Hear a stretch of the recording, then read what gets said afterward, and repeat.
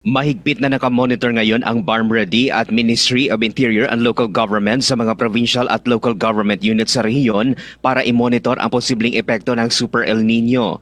Naunang sinabi ng Pag-asa na maaring maramdaman ang epekto nito ngayong Hunyo. Sinabi ni MILG Minister Jordan Bayam, may naitalang dry spell na raw sa ilang lugar sa Lanao del Sur, Basilan, Tawi-Tawi at Special Geographic Areas. Nauna na ring nagsagawa ng assessment at validation ang mga concerned ministries sa nasabing mga probinsya para alamin ang lawak ng dry spell.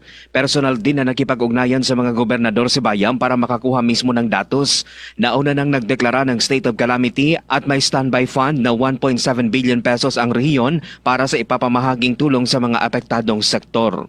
Me personally, I reach out to some of the governors, check on them, and nagtanong na ako, humingi na ako sa kanila ng actual na mga data. Nagbigay naman sila.